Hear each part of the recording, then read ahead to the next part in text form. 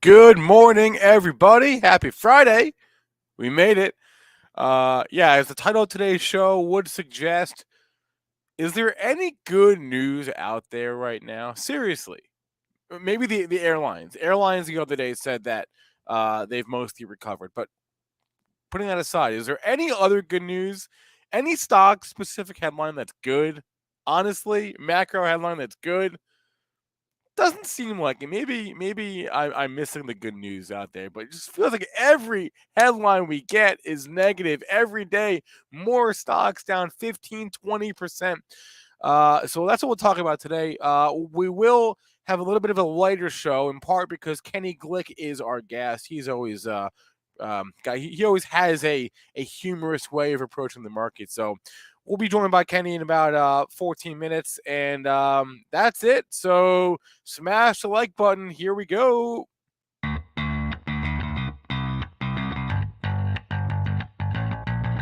Coming to you live from downtown Detroit, this is Benzinga's PreMarket Prep with your host, Joel Elconin. This is a volatile puppy here, isn't it? And Dennis Dick. I'm bidding a penny. I will buy the stock for a penny. With everything you need to start your trading day.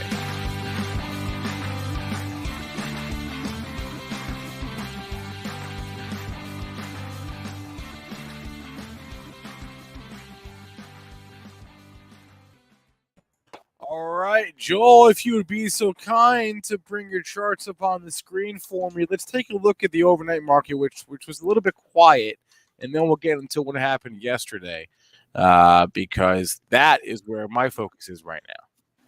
All right, this is gonna be a fun show today. I can tell already. We're down 3.5 handles at 43.87. Started to flirt with the lows for the week, but caught a bid. I haven't spent much time being green, so that's going to be very important to avoid the old Friday, end of the week, end on the lows trick. So we'll see if we can get green on the session. That's not far away. Crude down $1.41, just up and down this week, and a down day today, down $1.35 at 102.42. Gold, couldn't clear 1960, and completely down $14 at 1934.20. Silver, not under 26, not under 25, but getting close to getting under 24, down 30 cents at 24.32. Bitcoin just dancing around 40K, down $700 at 40,445, 545. And Ethereum futures are not down as much on a percentage basis, only down $14 at 30.10. All right. Triple D, what do you have? What do you have for me? We've come back off the lows. That's the good news. The bad news is there's like a whole pile of people just sitting up a little bit higher, ready to sell again. Yeah, because that's what we're in. We're in the sell the rep market. I mean, Dennis, I feel like you're usually the one, or you're the one that comes in and you're all doom and gloom. But I can't help but feel that way today myself, because do you agree with that sentiment? It just seems like every day there's another company that's it was a horrible quarter, guys, yes. and maybe we're really not even into the meat of earnings season yet.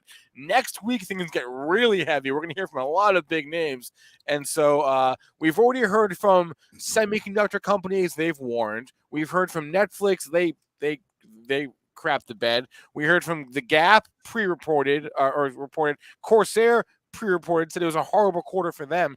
How many terrible quarters were out there? A lot, because people have less discretionary income going forward, and these quarters are going to not be as. I think you're seeing rosy quarters. I think going forward it's going to be even tougher because with the rising interest rate environment. With that being said, I have finally laid out the scenario. Yes, I laid it out for myself, wrote it down on a piece of paper to talk with everyone, because everyone keeps saying, when is this over? When is this over? When is this over? It's going to be over. This is my scenario. Never know anything. Scenario analysis. That's set what up we a do. Scenario. What you pay us for. Yeah, this is what I'm looking at here. You will see this market get legs and a continued sustained rally when we see a CPI number come in that is showing softness. That is showing like prices are actually coming in a bit. You gotta almost wait for the next CPI number because people are panicking. But I will tell you, the Fed will get ahead of this. I'm seeing it around me already. Boat prices in this area are collapsing. And I mean they are collapsing because the first people, when people are tighter for money, they sell their boat. And my one buddy, Jeff, follows us very closely, and I'm looking at it too. Last year, he couldn't get a boat. People were paying like, I bought my boat. Well, I won't go into details, but I mean, the boat that I bought your yacht. 8 years ago, the boat that I bought 8 years ago, I could have sold last year and almost doubled my money. That's how crazy the demand got for boats. But you're seeing that all come out right now, and the boat prices are absolutely collapsing around. So that's the first thing. Big ticket, luxurious item. It's like, okay, well, we're getting tight for cash. Let's sell the boat. So you're seeing boat prices fall, which is a sign for me that you're starting to see demand destruction, which is what we're going to see happen. So we will see, not maybe the next one, the CPI, but you will eventually see the CPI start to come in. And that's your green light to start buying stocks. Until you start seeing inflation data coming in soft, that's, you're early on the trade. And I think there could be a lot of pain. I think this could be an ugly earnings season. I think the earnings themselves might be okay, but I'm worried about the guidance. It's not all going to be UAL. So we're going to get some important information next week. But I would say I'm not jumping the gun and getting all excited and getting off of 53% cash now. Yes, I'm up to 53% cash. You know why? Because the 48% cash or stocks that I had went down 1% yesterday, which brings me up. So I'm not getting off that high cash. I'm not buying stuff for the long-term portfolio until I see inflation start coming in the data. So we now have the official launch of the BFSI. That's the boat for sale indicator. It is. Okay. That's actually Jeff, my real estate buddy there. He's right.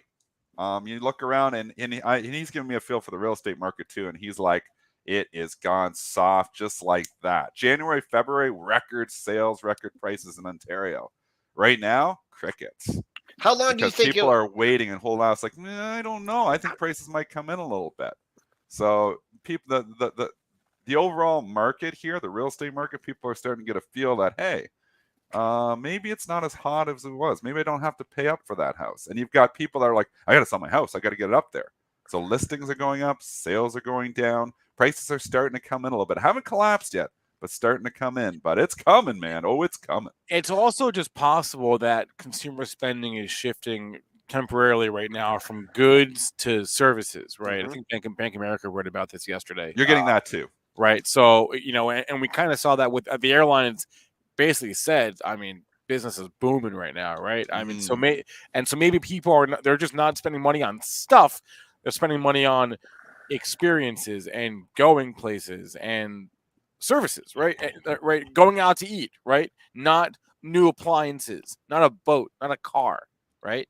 Not big ticket items. So that's also possible. What is the over-under on CNBC picking up on the BFSI? Do you think they'll do it today, or do you think they'll do it next week in a little special segment? I don't know, Joe. About inflation coming. I don't know. What do you think the over-under? And you know what the thing is like we've gone back and forth about a boat, right? And getting out on a lake in a boat. You know why I don't want a boat? First of all, man, they're a ton of work, right? I mean, yes. you got to know what you're doing, right? And also, like, if I had a boat and I took people out, then, like, I have a huge responsibility, right? I want to be able to, like, go crazy and party and everything. So if it's more work and I don't get to have fun, I don't want a boat. So Joel's scenario analysis. Yeah. Boating is awesome. Georgian Bay. Sure, I'm going to come up on your boat this summer, man. My kids have been at the marina. They got the countdown there on the clock. And it's like 13 weeks to launch, 12 weeks to launch, 11 weeks to launch. My kids ask me every day, how many weeks to launch? All they care about is the boat. Boating is awesome. If you're not a boater, you don't know. Once you start boating, you're like, why was I ever doing anything else? Greg's got it. Nothing beats it, man. Greg's got it. You don't want Greg say? You don't want a boat. You want a friend with a boat.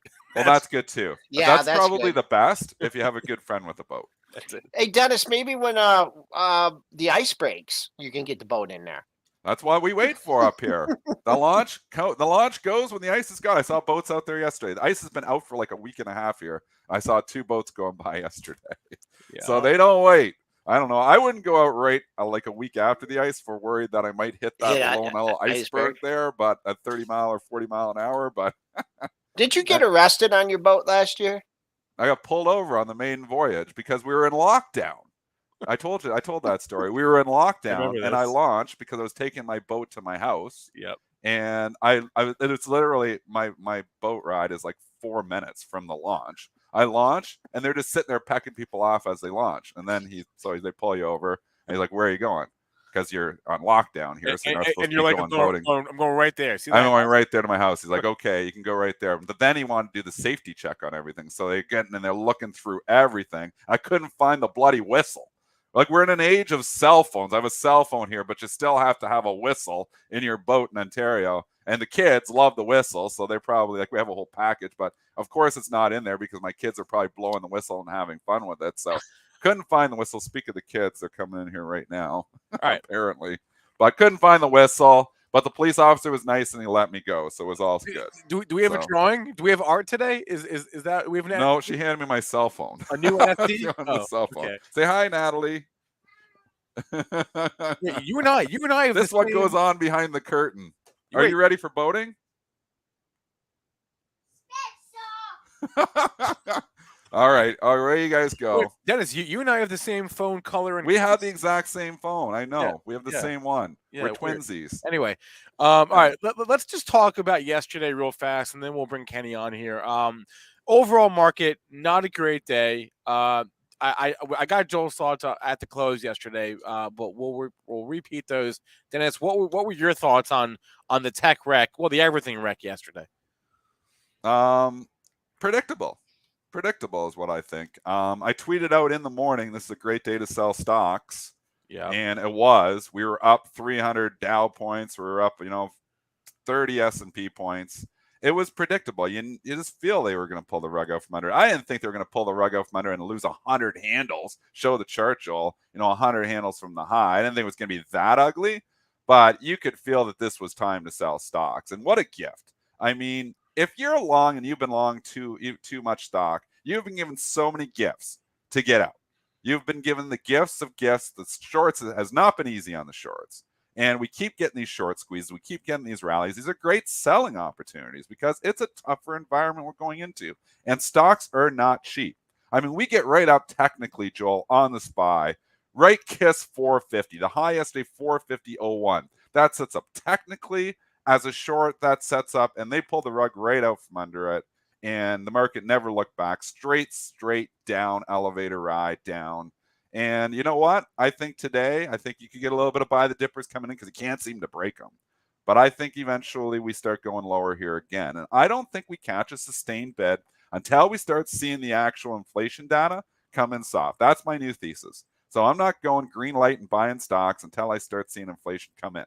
It's going to happen. Don't kid yourself. We're not going up 9, 10, 12, 15, 18, 20%. This inflation is going to get tackled by this rising interest rates, and it's going to get tackled quickly. And that's a good thing. And then stocks can maybe stabilize and go higher. But if you're buying here today, I think you're early. Dennis, I got a fly. I like your scenario. I got a major fly in the ointment. Yeah, what is it? Ukraine. Well, that's the wild card. We don't know. We're numb to the headlines over there, sickening as it is, but the market has been numb to it. But again, if it escalates into any type of chemical warfare or any type of nuclear, which is a scary thought, but if it escalates in that way, the market will start to take note. But right now, the market has accepted that Russia is eventually taking over Ukraine, and it's not, it's not really concerned about it. I mean, oil is let's just talk about the crowded trades, yesterday, where a lot of people have been hiding in oil stocks.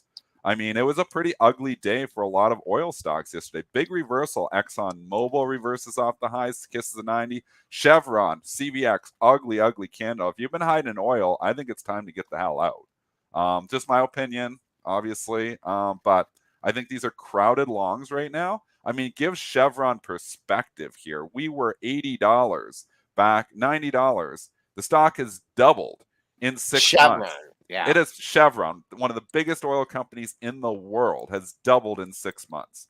This is like when you want to get out and the getting's good, the getting's real good. And it's still good, even with yesterday's sell-off. So I would be a seller of rallies in oil stocks. I'd be a seller of rallies in a lot of things. So like to your point, there's not a lot of things I'm looking to buy here right now, but that can change. Give me some CPI data that's not looking as crazy, and then the market, because the market doesn't get boat indicators or anything. It's looking at data. You know what's going to market crack prices and CVX when what's going to crack CVX? What? When Warren sells a chunk. That will be. That would hurt too, for Yeah. sure. But I think we're just seeing, a lot of crowded trades eventually going to come off. I didn't like the Procter & Gamble, the 165 level. I mean, if you are long Procter & Gamble, this is a nice level, not only to sell, but to get short. I mean, look at this 165, Joel. You have the level of all levels. Could it break out? Could it make new all-time highs? It could, but Procter & Gamble is not cheap. The stock had a great quarter. Stock is hanging out here, but having trouble getting through this major resistance of 165. I mean, 165 is like the What's in the book? What is there anything in There's the book? got to be something in the book. I don't have the book open here, Okay, but it's got to no be big deal. something. Okay. I mean, you can just tell the 165 area. Just went ex-dividend too, so that you don't have to worry about that for 3 months. So I'd say 165 is a big level. Starts going 166 cover. Stocks make new all-time highs, but you got a level here. And I just think there's so many crowded trades. Like, people don't want to go to cash. Like, oh my goodness, I'm losing 8% to inflation. Well, it's better than losing 8% a day in some of these tech stocks, I'll tell you that much. And the inflation problem is going to get tackled. So right now, cash is comfy. And I think it's going to be the best performing asset here for the next through this earnings season. But I do think there's going to be a time to deploy. And that's going to be when you start seeing CPI. Let's get Kenny on. Yeah. Let's get Kenny Glick on. Bring him in. Bring him All in. right. Here he is. Bring him in hot. What's up, players? Ooh, there he is. Hey. I'm going to tell you, everybody hates this market, but I'll tell you, Kenny Glick probably don't hate this market. Kenny Glick, the warlock. Yeah, he loves these types of markets, don't you, Kenny? This is best year ever. Best year ever. I'm not joking. This is a trader right here. Yeah, this is where I want to be. May this market last forever, my friends. May it last forever. There you go. And, the big reason Kenny's successful is because you go both ways, buddy. You're not sitting there, I'm a long-only trader, I only buy stocks. And I did that pun just for you, Kenny. I did that just for you, buddy. I wanted to see the reaction as I thought it through. But either way, you go long, you go short, you go with the flow. You're not scared to short stocks. I mean, so many people, how can you short a stock? You've got all these great investment gurus that say don't short stocks. Kenny, what are you going to tell those people? Can you make money on the short side? Well, I called the Cathie Wood top, and it's been a different market for me since. Again, we were talking about this last time. You don't invest in momentum. And because I've seen that story and I've seen them put someone up on that pedestal so many times, last April, I was like, this is not going to end well. She's really pushing a bike company and a telemarketing company. I mean, these were Zoom and Peloton and DocuSign. I didn't see the big picture that she saw, or stocks like Roku. And I just was waiting for these things to roll over and die. And then once they started cratering, the pyramid that I'm always talking about, every chart now shows you what I was talking about. This market was a big pump and dump, and I still stick to that story. And again, you were talking about hiding in the oil and energy. Yeah, I mean, that was a great place to go if you wanted to hang on to some stocks. We were in the BTU and the US Steel for a while. But really, being nimble, talking about cash positions, I'm 98% cash, and my one stock is Sophie. I really thought something there. Woo! And you know what it is? I still own it to remind myself, never own stocks. I mean, because, man, I can't pick a winner to save my life. But trading, you know what? And you've got a good point here. And I look at I said this a few times. I've been poo-pooing in long-term investing for a while. I got my long-term retirement account, and it goes up and down and all over the place, inconsistent as hell. And then my trading account just slowly climbs up. I'm like, why the hell do I even invest in stocks? Why don't I just take it all and put it in my trading account, just trade bigger? Absolutely. Yeah. I mean, even BTU, it's been a nice winner to hold, but intraday, that stock is a gold mine. It makes, has a 2 or 3 point move. And the way we trade, we're all about VWAP and just prior levels and that type of thing. So again, going both ways for sure. Most of the time in the same day, I'm on both sides of the stock. So again, very liquid market. That's what's been great about it. And, again, with these QQQ options, now you got Monday, Wednesday, Friday expiration. You've got so much liquidity out there. And I've been treating this market like a video game. Every day you get a stock like VLON out of nowhere. You've got $3 stocks going up hundreds of percent almost every day. You just have some fun with those. You watch your earnings reports, and then next thing you know, it's time for prices right, and the day's over. How do you trade that stuff? Like, this is one thing that I want to learn from you, because I've never been good at trading these penny stocks. A stock under $5, I don't even look at it, but we do see this VLON trading up 86%. I tell you, if I bought that thing at $2 right now, it would immediately go down to $1.50. Well, immediately, like as soon as I bought, just because of me. $2. Yeah, we get it in. Once the stock gets over $1.50, that's becoming exciting. But again, it was just a VWAP trade over $1.50 over $1.65. We get in at $1.65, we sell it at $2. So again, if it starts to make another move later on in the day, yeah, we go back to it. But these are just pre-market freak shows. I mean, every day there's like 3 or 4 of these stocks that come out of nowhere, huge volume, lack of liquidity, and you get these monster moves, and that just gets the juices flowing for the regular session. I'm looking at the Cliff and the Snap and American Express and Verizon today, so you get some action there. Schlumberger is going to be in play. Just focused on the earnings reports. But again, it's fun when you trade these $2 stocks, because it's, again, I talk to a lot of guys with less than those 5 and 10 grand players that are just trying to get into day trading. This is where they want to be. You can buy yourself 1,000 shares, make yourself 30 cents right before the open, and you got your $300. And again, that's for a day's pay. Why not? Before 8:30, you got your $300, $400 in your hand, and we're ready to rock for the rest of the day now.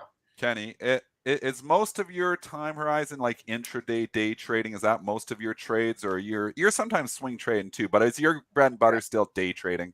Dennis, I've gone back to my former life. I mean, this is now, I come in when I see the futures are gap down big. I'm very excited. I have no portfolio whatsoever anymore. And I've gone back to the 1999 style of trading. Give me what I can get today. If I'm in a position at the end of the day and it's still going my way, then the decision makes a little bit more sense. Do I take this home with me or not? And that's the way I traded back in the day. And so far, every time I've taken something home, anytime I put a call spread on something, anytime I've done a swing trade, other than BTU, I've been let down. So I'm just staying liquid. And like you, I'm looking for a reason to build a portfolio again. I'm not seeing it. So I want to see these Qs, and I'm saying 297 on the Qs. I want to see a nice washout where everybody's really saying we may never come back. We haven't had that moment yet. This has been a nice controlled sell-off. Yeah. It's been a correction. People were in denial at first, and here we are. So let's get that fear going where people are saying, maybe we're never going to come back. We haven't had that moment yet. And when that happens, I'll be buying my Qs back. So 297, maybe even 278 on the Qs. Kenny, you were on the road this week, right? You were traveling. Where'd you go? Did you go somewhere fun, somewhere nice? You fly somewhere? I've been traveling back down to Baltimore. We've been doing some shooting. We're doing some product launches with me. Yeah, I'm going big time, baby, big time. Yeah, we've been just filming some stuff. It's a lot of fun. Just again, people really gelling with this whole liquidity concept. And I've been teaching. Speaking of shorting, a lot of people not only do they not know what shorting is, they don't know how. It's just basically the opposite of investing, my friends. You're just selling high and hoping they go lower and then buying back and keep in the middle. But again, like I said, liquidity right now, it's a lot of fun. I don't have to be afraid. And speaking of vacations, I used to dread going away because I feel like I'd be missing something. But right now, every day is more or less the same day. I know there's going to be opportunity, and we just look for it.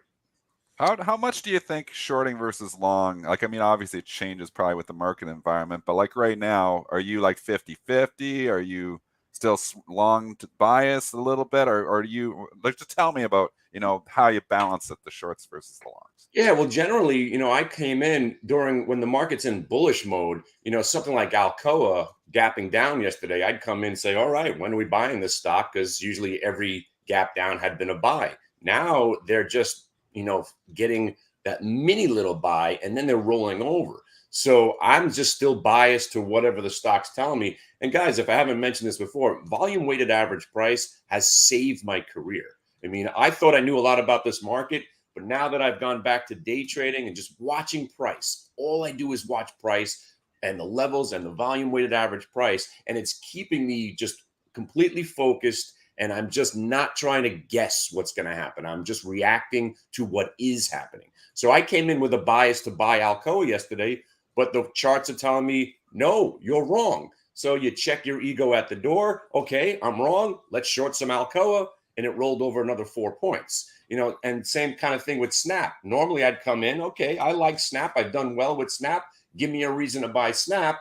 And, again, I'm still biased to the buy side today, but it's just not really showing me anything. It is kind of right this second. So, again, I come in with a bias, but it needs to be validated by my charts and by the VWAP.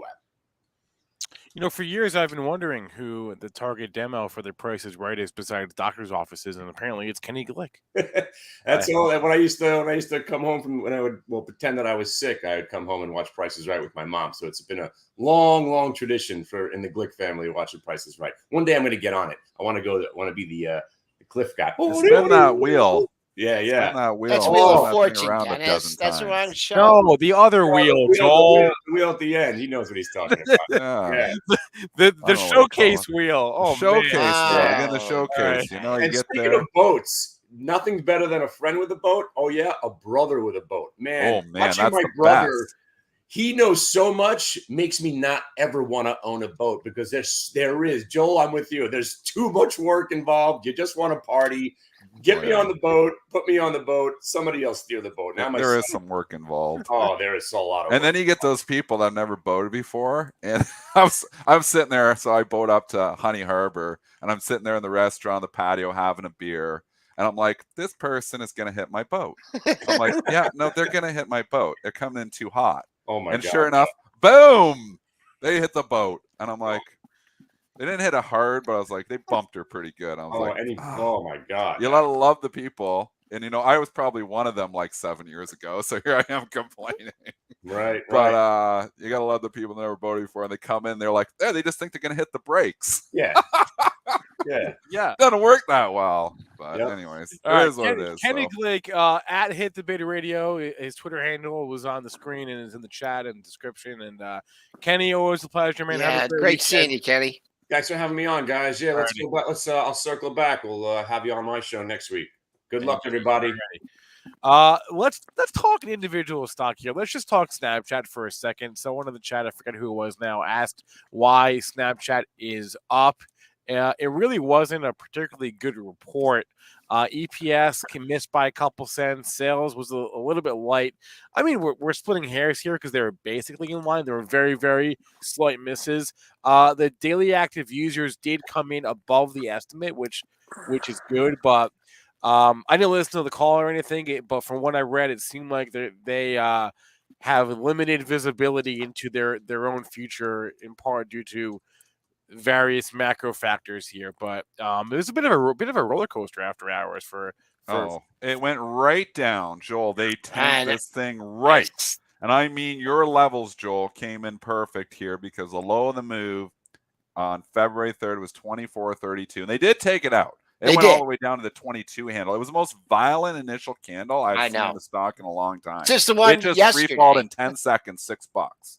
And then they just like, well, it's not that bad. And then they bought it back up. And literally 5 minutes later, it was trading back green. Incredible. Some volatility in these earnings reports. 22.66 is actually where it got to. So you would have been, if you probably would have waited and put your order out. And this would be great when this used to happen at Bright, when the markets used to just get crazy. And, you put it out and you're like, oh, I'm going to buy this at 24.32 when it's like at 24.5. And then you get done at like 23.70 and you're like, oh, that's not good. The price improvement. I'm like, well, I did get some price improvement, but well, we'll see what happens. And you got the nice bounce, very quiet now, just sucking the premium out of the weekly option buyers. The put buyers are losers. The call buyers are losers. Everyone's a loser. I just look at this really a trading range right now, 28 to 30 or 28.80, 28.90 to 30. I wouldn't want to see it go red. 29.70 close. If it goes red here, I think maybe you get a look at 28, but you're not going to get that crazy action that you did in the pre, unless the market completely. And it's such a good point. I mean, obviously we have CC on here, sometimes talking, how they stay in the expected moves. I mean, there's so many people who buy options on lottery tickets all the time, and everybody wants to do it. And it's exciting when you hit one, but they are lottery tickets, and the majority of these expire worthless, or you lose money on the majority of these. The real money is made in selling the options. Nick Shaheen has made a great business off of this over the years, obviously, selling options. And I mean, this is still the way. My buddy Chris Banier, same thing. He obviously a huge option seller, makes money every single year just getting outside these expected moves. That's consistent, and people still want to buy the lottery tickets. But if you're a newer trader and you just listen to this for the first time, it's like the dream. I got $500 in my account. I'm going to buy $500 in options to turn into $5,000. Then I'm going to take $5,000 in options. I'm going to turn into $50,000. I'm going to do it this way, and I'm going to tell you, it's a really tough business. The kids know. That's why they're screaming. Yeah. I wonder what that was. I just looked at. Well, the girl came in, didn't close the door, so the door is open back there, and this is what happens behind the curtain. This is preschool here. They're heading to school here in 20 minutes. So 10 minutes. I remember screaming before school too. They're screaming. Oh yeah. This is welcome to the circus show. It's Friday. Okay, let's talk about. I miss those days, man. You guys are lucky. Let's talk about the Gap here. This is your disaster stock of the day. They pre-reported last night. I don't have any data to back this up, but I feel like most of the time when a company pre-reports, it's almost always bad.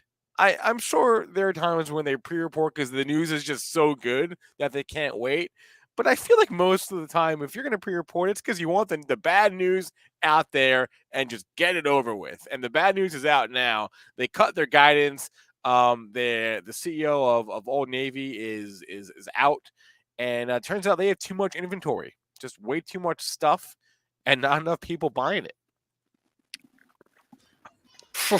I can't believe the Gap, and if you're, this is your retail stock. I mean, this was a cool store back in the 90s. Wasn't it the 90s where we're all wearing Gap stuff? Yeah. I mean, I can't believe I guess it's because it's got the Old Navy, and what else do they own? I don't know what else they own. Do they own Banana Republic and all the other ones? I don't remember. No, I don't think so.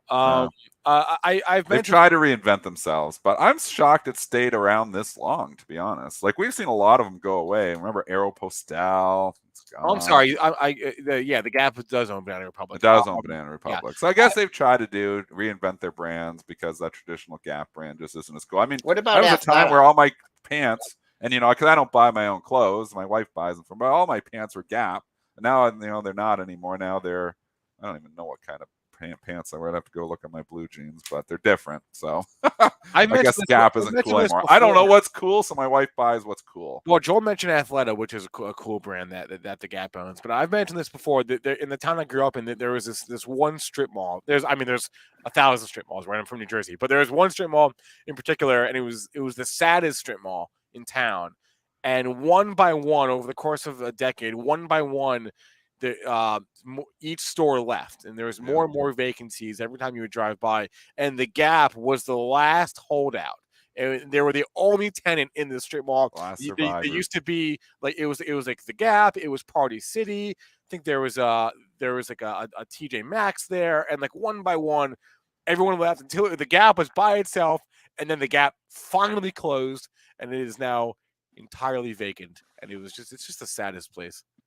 Wow, hard to call bottom here. I mean, because you're just hanging at the pre-market low. Pre-market low was 1185, I believe, and you're just hanging here at 1205. So someone's trying to bring a little bit in at 12, but they don't want to show it. They're not showing their bid. So 1185, 12, that buyer's not there off the open, then you are your next monthly low. Oh my gosh. That comes in. Oh, you want 1081, but I don't think you'll see 1081 today. But someone does sneaky buyer there at 12. Let's see if they really want the stock or. If you've got to own a retail stock and you get a good pullback here, baby with bathwater, we get down $52, $53 on Kohl's. I'm going to actually buy this thing. I think somebody is going to buy Kohl's. I think coal's going to go off the board around $65. I've just got a feeling it's been hot. Mhm. It's been there, and people are forgetting about it again. It's starting to come in slowly here again. I think you get another shot, $54, $55. I think coal's, obviously I might be wrong, but coal's is still a value stock. So even if it doesn't get bought, it's not like you're buying some nosebleed Twitter that, and to talk about Twitter, I tweeted this out yesterday, just to go on the tangent before we take it back to coal's. I mean, you got coal's potential takeout, you got Twitter potential takeout. I would take coal's all day long because All day coal long. value. Yeah. If it doesn't get taken out, maybe it falls to 50. If all of a sudden Musk says, no, I'm out, Twitter's going to be under $35 and maybe $30. I see like 16 to 17 points of downside if there's no deal. I see about the $7-8 of upside if there is a deal. So I don't want to make that bet. Maybe Musk really wants it. Maybe it is going to go off the board at 55. But in a scenario where he says, I'm out, Twitter gets absolutely crushed because it is not cheap whatsoever. Coal's is still a cheap stock. So in a scenario where the buyers say, no, I'm out, at least you still got a value stock as opposed to Twitter. So we'll do that. We'll do that CNBC game. Would you rather? I would rather coal's over Twitter all day long. I was mentioning this to Joel this morning before you hopped on, Dennis. But if you're looking at like consumer cyclical stocks this year, there's not a lot to like, but the department stores have been doing okay, right? Macy's, Nordstrom, Kohl's, which has the M&A thing, but we don't really know what's going on there. Dillard's, which has a small float, so the stock is wonky, but does its own thing. But by and large, department stores are having a pretty good year compared to the rest of the sector that they're in. We got a reopening trade happening here too. People are getting out there. I mean, it's not a luxury high ticket item to go buy a new pair of pants. No. It's not a luxury, that's why you're seeing separation to a certain extent. I mean, none of these retail stocks have done great, but when you look at a stock like Williams-Sonoma and you see, wow, those earnings are fantastic. This thing is dirt cheap. But then you think, what are they selling?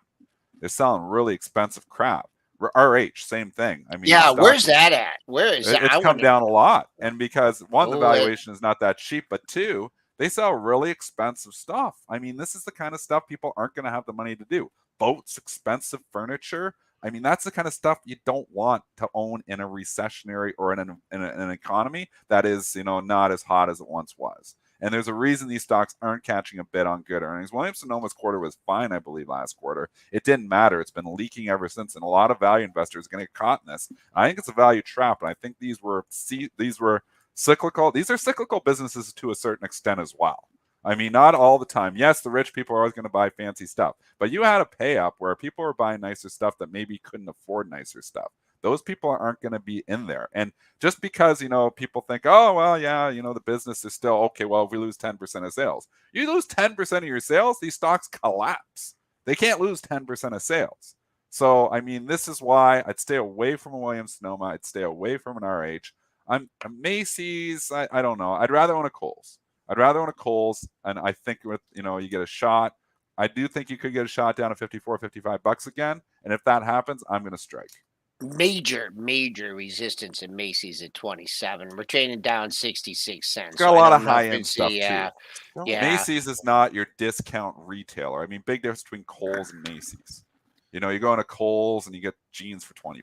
I mean, Macy's is not a cheap store. So I kind of put it a little more, not Williams-Sonoma, but it's something to think about. It's so interesting because normally when the economy contracts, you think, okay, what's more likely to hold up? The higher end of the consumer spectrum, right? I mean, the higher price consumer goods, because rich people will always have money, and then people that are in the lower middle class will have to make decisions, and they will spend less money, right? And that's traditionally, that's assuming that only rich people were buying that stuff, though, and that's the difference. Is we've been in such a free market environment, you have people going in those stores that shouldn't have been in those stores, right? Well, I mean. There's definitely some people. You think about, what we have created, with buy now, pay later, or pay never. I mean, people is probably spending over their means in the last couple of years, and that party is starting to come in, and that's concerning for a lot of these other companies. I mean, it's hard to make a judgment, on a large group like that, but I would say, due in part to the pandemic, a lot of, the average household balance sheet really improved in the summer and the fall of 2020 and the spring of 21. Household debt had gone down. People were working from home. They were paying down their debt. They don't have to pay their student loans. Household balance sheets were looking up. And so maybe that's a direct cause of people spending more at Restoration Hardware or Williams Sonoma or whatever the heck, whatever we're talking about right now, right? But eventually you're going to have to pay those student loans. Just because you delay the payment doesn't mean you don't have, unless we get Bernie in there. Well, I mean, we're at a point where eventually those loans are going to need to get paid. People are going to eventually have less money. Yes. And I think that is coming like now. I think you're seeing it happen already. And that's why it's hard to just come out here and say, rah, rah, buy stocks, let's go. I mean, even today's action. Joel, we were trading up, 20 minutes ago. What happens? Sellers come in. As soon as they get back up there, okay, give me my money back. Just give me my money back to yesterday. Just give me my money back. I mean, you've got overhead supply everywhere. You not only have long-term investors caught, you have all the day traders caught yesterday too. So they're all looking to get out. That's why the 2-day move often works. We often see a big turn and a flush. You catch all these traders that refuse to take losses. And this is just, my bread and butter. Psychology, some of the opposite, where I cut losses. But I mean, now they're all bag holding from yesterday. So it comes up into a little bit. They're looking to sell too to get their money back. So what happens? You get follow through. I think it could be a really rough day. Let's go to more stocks here because there's a lot more to talk about. The other big pre-report here this morning is Corsair, CRSR. It just seems like every sort of hardware or communications equipment company is having a hard time right now. Yes. Corsair just pre-reported for their first quarter. They guided that their revenue is going to be at around $380 million versus a $447 million estimate. They blamed Ukraine and Russia. They blamed inflation. They blamed everybody except themselves. Blame supply chains. It just seems like, and let's not forget what we saw a couple weeks ago with Taiwan Semi, and several chip manufacturers have guided that things are not great right now. So if you're a maker of any kind of hardware or electronics, it's tough out there. It really is. And Corsair is in that realm. It's been a tough stock. I mean, it's been, obviously I was in this stock for a while and I had the Reddit gift. I've talked about this before back in the summer when my stock showed up on Reddit and it popped 25% because it was the most talked about stock on Reddit. And then I sold it that day. You had every director, in the company selling it that day too. $40. Everybody was like, wow, what a gift. I mean, Reddit gave a lot of gifts.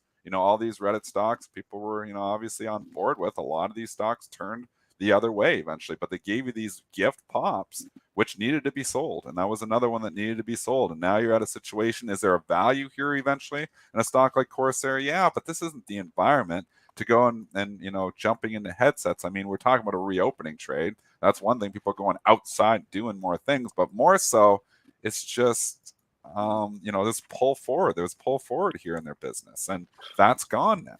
So not saying it was a pandemic stock, but it was definitely not a reopening stock.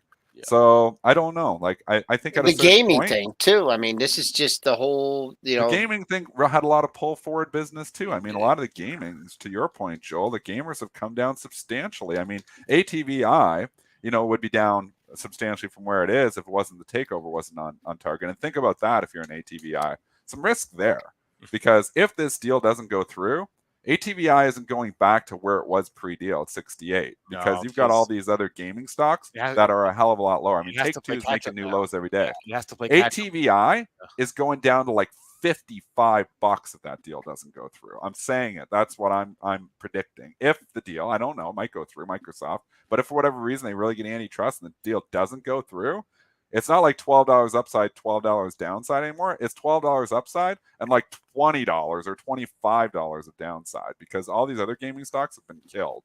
I'd be scared to just sit in there, risk arbs for ATVI waiting. The Corsair, I was just looking at it, bounced off 15. So if you have a penchant for trying to buy the dip, see if it works its way down to 15. All-time low. It could be on the cards today, 1409. So that's what your downside is. That's the all-time low in Corsair. Pre-market low comes in at 15.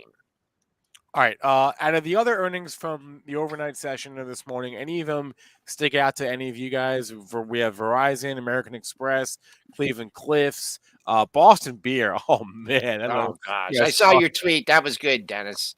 I liked your They tweet. miss every earnings. They just miss. Let's actually Reopening, look. no reopening, doesn't matter. Boston Beer just misses earnings. Let's hear. You pull up while Joel pulls up the chart. I'm gonna go look at that. I don't know what to say. It the just goes. calendar in It just Pro. goes lower. It just goes lower. Well, Sam. you've got to consider though, and it's just tough owning these big, like even not saying Bud, but maybe saying Bud and Tap and all these. I guess Tap's been okay, but you've got so many of these microbreweries that are coming online. There's so much choice. I mean, it's a tough business right now because competition from independents is really intense there. So, and that's not going away. That's only going to continue to increase. So. Is there a bottom here in something like this eventually? Yeah. Are they supposed to make a ton of money still? Yeah, but they're finding ways to lose money. I mean, they were supposed to make a couple of bucks and then they end up losing money again. Wait, so was there a one-time item? This is the earnings history. This is, only going back 6 years. It's not going back the entire history here, but just look at the amount of red versus green on the screen, right? The red indicates that they missed. The green indicates that they beat. Yeah. And that's like a 1-to-1 ratio of green to red. That's not what you want to see. Well, look amazingly and how crazy this market is, but that's COVID. We had pull forward, people stocking up on beer. I'm not joking. There was pull forward there, and you can see it in the earnings in 2020 and early 2021. People were pulling forward. People were drinking more at home. They were doing more things. And, now you look and that's gone. And that pull forward is gone. And, obviously competition from microbreweries is going to be there, but you can clearly see in that data that was a pull forward from COVID, and now that pull forward is gone. At least that's my thought. What do you think? What do you think? The impact of the legalization of marijuana too. That hits it. Yeah, it's a choice. I mean, it's a choice. You want to go drink, you want to go smoke some pot. I mean, it's a choice. So I think you got a point there, Joel. Yeah, they may have some exposure though, because they may have CBD. Well, Constellation tried that exposure, and that worked really well for them. Let's buy CGC at 50. Let's have 5. No. I'm referring to beverages specifically. I don't actually know. I'm just guessing. Oh yeah, well, who was coming out with the beverages, the marijuana beverages? Lots of them. Yeah. Wasn't it? And remember NBev? Everybody was talking about this one. How is NBev doing? Oh no! Oh, ouch! What's that? What's that? NBEV? Yeah, 40 cents. Remember this? $8-9. And remember my when was it? Like 2018 or 2019? Yeah, it was $9. And I said this will eventually be under $2 again. And I had so much hate. People on Twitter saying I'm an idiot. This is going to $50. Well, I'm going to ring the register here now at 40 cents because I was absolutely correct when I said this thing was not going to hold up at 9 and eventually be under 2. It's 40 cents. It's new. Don't get caught bag holding these stories. Stories, stocks end badly. New Age, huh? So they changed their name from, or was that always the name? New Age. That was always the one. Oh, that's always the name? But, anyway, I don't know. Yeah. I forgot all about that stock. Yeah, we haven't talked about that. Well, and these other stocks too. I mean, like the MO, yours one, the MSOS made a new all-time low yesterday. All these are disasters. And it's because valuation never made sense. And I'm going to say it again for the new listeners. When a story is hot, valuation matters 0. When the story goes cold, when the story turns south, when the story grows to start slowing, that is all that matters is valuation. You can't be paying billions of dollars for a story that has hundreds of or millions of dollars in sales. It doesn't add up. And people are learning that the hard way, and these stocks are not coming back. Do we have any updates from the conference? Is that over with? It is over with. I saw some videos and pictures from the after party. It looked like a lot of fun. Was Iron Mike there? Did he make it? Yes, Dennis, he made it. I did see the videos. So it was a little bit of a debacle on the plane, we'll just say. But he made it there. I saw a pic with Jason Raznick. I tell you, I still love you, Iron Mike. And you know what? If that guy was bothering you behind you and kicking your seat and harassing you, maybe he deserved it. I'm a big fan of. I've always liked Iron Mike Tyson, and there's, he does a nice pick with the guy and everything, and then he's harassing him. So I don't know. Anyways, you handle the business the way you handle it, Mike Tyson. But I'm still a fan. That TMZ video did not make me not a fan of you, Iron Mike. I don't know. Yeah. First time Benzinga's been in TMZ. Hopefully it's the last. Yes, he was. He was on the way to the Benzinga conference. People are asking. That was brought to you by Don King. Yeah. All right. He's exciting though. Like, you got to give it to him. He finds a way to make everything kind of exciting. I never thought he would lose. Like when I was watching him, when he was, I was like, who's going to beat him? You never thought he was going to lose. And the only reason he lost is because he just got too, he just didn't train hard enough. He thought he was unbeatable and he didn't have to try as hard. There was rumors that he was out partying a couple nights before Buster Douglas. Yeah. I don't know if that's true or not, but there's rumors, he was just, but I'll tell you one thing, when you watched an Iron Mike Tyson fight, at least he never like ducking and backing off and playing defense. He was going out to kill the guy. And that was what was awesome about watching Mike Tyson. There was no fighter like that. He didn't care about defense. He was going up there to knock you out as fast as he possibly could. And you know what? And that's probably why he ended up, obviously losing, because he wasn't conscious of defense. And if he got out of the first round with him, maybe, he only got out of the first round. Only half the boxers got out of the first round. But I mean, Iron Mike Tyson was a fabulous fighter to watch because he was the aggressor. He was never backing off. He was coming at you. If you were twice as big, he didn't care. He was still coming at you no matter what. I loved the way he fought. Boxing's dead. I mean, the sport is. Tyson was the last. Yeah. I mean, Ultimate Fight, UFC really knocked. Yeah, Joe Frazier, and Marvelous Marvin Hagler and Tommy Hearns. I mean, those are the days. But all right, we digress. All right. Okay. A few people in the chat asking about Shopify. Sure. I sold mine yesterday. I think I sold it directly to Kathy Wood because they bought some Shopify yesterday. But sometimes you got to eat it in the face, as I just did. Dennis, you have said you would buy it at 400. I did say this about 6 months ago. Yeah. I said when Shopify was 800, I said if that ever gets down to 400, I'll buy it. It's 480. You know what? If you're buying shop, maybe, but again, we're not in Kansas anymore. You got to analyze the environment. You've got to be able to change your opinion. This thing's in free fall here right now. I bought, the reason I said that is because I bought Shopify in the 300 or 400 area, and then it went to 6, and I sold it. I was like, if it ever comes back down the original price that I bought, I'd rebuy it. So it's actually coming lower than I've sold it now. I watched it go to 1,700, so I sold way too soon. I mean, it's just a problem, again, with valuation. The company is a fabulous company, run very well, good Canadian company. But again, valuation is not cheap. What's the PE on Shopify, if I dare to even ask? It's high. They make a little bit of money, but I think it's in the hundreds still. Triple digits, if I had to guess. Yeah. I bought this thing at 605, and yesterday I was watching as it got below 500. I was like, all right, that's I've had enough fun. Well, also, what's working? I mean, this split stock trick is just not working anymore. Yeah. Right? I mean, that's when Spencer, you bought it. They split the stock. It got a little bit of a pop, but that trick that's not working anymore at all. You did get a little bit lower in the pre-market. I'll just give you that pre-market like 481. So you still not much action in this one. Low from you. It closed right on the low, so you got a good number there. Well, no, it was off the low.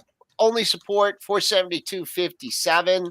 And I'll call. Well, I don't know. It's not trading. 18,000 shares. What's the close? The close is 481. So Shopify announced a 10-for-1 split on April 11th. Wait, no, it wasn't. Was that it? Was it just 11 days ago? Maybe. Yeah. Oh, they did. I forgot. I even forgot that they were doing the split. Okay. I forgot all about it. So Market did too. Do they still need to do the split? That was eventually it'll come in enough. It'll split itself. Right. They don't even have to split. What day did they announce it? What day was it? I can tell you because it was Spencer bought it on the show. Yeah. It was on a Friday. Well, did you do it on a Friday? I bought it on a Friday, and then on Monday, which is the 11th, which is last Monday. Yep. Yeah. They announced it split. So it feels like it's so hard. I don't even know where to step in that one.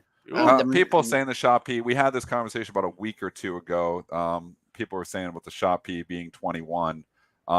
It's not, and it might have been a one-off earnings, but you got to look at the forward earnings. Don't get caught on one-time events, and you look just at the details. You might see that is not the case. You got to look at what the track record of the earnings is and look at what the forecasts are. Forward PE on Shopify is 150. There you go. So it does say current P is 21. Don't get fooled by that. You got to look deeper than that, because that was probably like a one-time item, maybe a one-time gain or something that's throwing that number out. The forward PE is 200 on Benzinga Pro right now. Now, I haven't looked at the earnings, but I mean, it is not a cheap stock. It could get cut in 90% and still not be that. Then it would have a PE of 20 if it fell 90%. So, I mean, if it goes down to $48, which is gonna because it's split, but I mean, if it went down to $4 post-split, then yeah, you're buying hand over fist. I think you're buying the stock if it gets down in the 200, 100 area. I think you're probably got enough growth that it would justify it at that time. Maybe even to where it was prior to COVID. Where was that, Joel? Like people want to target. But you know what though? I mean, is this did this benefit? It's already back to where it was prior to COVID. Yeah. You had a peak before COVID. It's right around just under 600. But I mean, is this the stay at home versus reopening trade too here? I mean, are people shopping online as much? To some extent, there's a little bit of that, but I'm not that concerned. The growth rates might not be as high. I'm just concerned valuation doesn't make sense, and you're to your point. Maybe the growth rate slows a little bit, which would be really scary. But I think there's some value in Shopify at a certain point in time. But we're just not in this environment where we can ignore and buy stocks with PEs of 200. Those stocks just continue to get annihilated until we see inflation data starting to come in, and maybe we get into an economy where they're buying stocks again. But right now, sentiment's so poor. That's the stuff I absolutely want to stay away from. Is anything with a PE of over 100. All right, a couple minutes left here. Gopher's asking, why is a high forward PE bad? It's not bad per se, but it can indicate that a company is expensive. It's expensive to buy in relation to how much money they actually make, which when you're in the environment that we're in now and that kind of a thing is not in vogue anymore, then a lot of high PE stocks kind of get punished. We're just in an environment where people are caring more about valuation. That's been the case for 6 months. It's why we've seen this high growth tech names get absolutely hammered. And it's why they continue to get hammered. And people say, well, when is the pain over? Well, when the valuations become reasonable. But, and on some stocks, they absolutely are. And those stocks aren't really going down that much. But on other stocks, the valuations are still very extreme. And you see a stock like Shopify, it's trading with P of 100 or 200 or whatever it is. The valuation is just not reasonable. So it's growth at an expensive price, not growth at a reasonable price. So there's a reason, Google is still getting hit, but it's held up better than a lot of these other stocks. I mean, the Apples, because the valuations aren't nuts, but they're not cheap either. So, I mean, Google's trading probably, 25 times, 24 times? Yeah. So maybe 23. I mean, market multiple 17, so it's still kind of expensive relative. If you want a chart level here, of levels. Oh my gosh, this is March low. That's late February low. Holy macro! This is and monthlies too. This is I know you don't ever want to sell this one, Dennis, because you got too much profit in it. But holy moly, Google reports next week. Strap in, everyone. Next week is the week. Oh boy.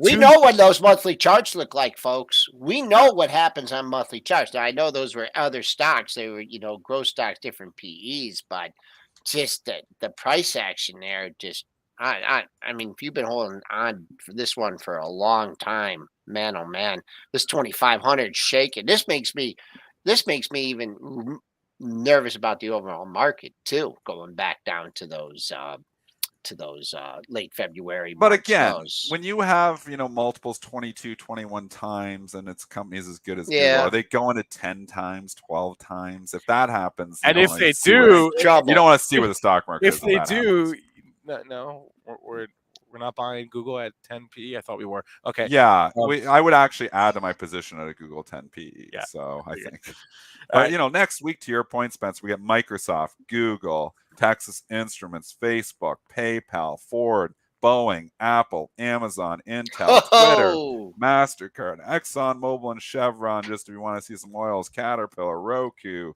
McDonald's. 1,000 companies reporting next week. There's just a pile of companies. It's going to be the heart of earnings season. It's going to tell us really how the consumer is doing, at least to a certain extent. Obviously backward looking, but what are the companies saying? What's the guidance look like? That's what I going want to to be see. it. Yeah. All right, I'm going to hop off. I got Sean coming on, and we're going to talk about some stocks on his radar. So, everyone, have a good day, and back with you at 10:30 with Rob, pre-market prep with stock odds. He's been working on a new thing that really is good. You guys should join. Where he's putting out 10 stocks. On your own, so you don't have to do all the work of stock odds. But we'll talk about that at 10:30. This is a quantitative approach to the market. Rob Friesen yeah. is all quant. Obviously, president of Bright Trading. We're all quantitative traders as well. It's consistent. So the one thing nice, and I've said this before, is you're a long only trader. You're looking at CNBC or somewhere, or even this show for idea generation. What stocks am I going to buy? That quantitative approach to the market is the most consistent approach there is. We've had 3 educational events. We've taught about this stuff with Rob Friesen involved. We're going to continue to teach about this stuff. I talk a bit about it on, but obviously you've got to be able to, go both ways, back to the Kenny Glick pun from earlier, but you've got to be able to go long and short in a quantitative approach to the market. So I trade everything hedged. Right now, like in my overnight portfolio, which I'm out of a lot of stocks, but I'm looking at, I have almost equal longs, equal shorts. So, this is just a different approach to the market that really helps to smooth your earnings curve. But the other thing is, when you get in these rough bear markets, you can still make money. Kenny Glick, same story. If you can trade both sides of the market, you can still make money. And it's not, about this, being un-American. It's just about inefficiencies. It's about, this company relative to this company, this stock relative to this stock. So I'm usually always hedged in my day trading portfolio, rarely making directional bets. I will. If I'm really convicted, I will. But for the most part, I'm trading what's called market neutral, different type of trading. That's what Rob Friesen talks about. We gotta wrap, and I'm gonna go over to our Friday show, All Access, back in the saddle, special Earth Day edition of All Access. I'm talking to 4 ESG companies today, so I'll see you guys over right there in a couple of minutes. Smash that like button for me, please, and thank you. Subscribe if you haven't already, and that's a wrap. Catch you guys over on our next show. Thanks to Kenny Glick, and good luck today.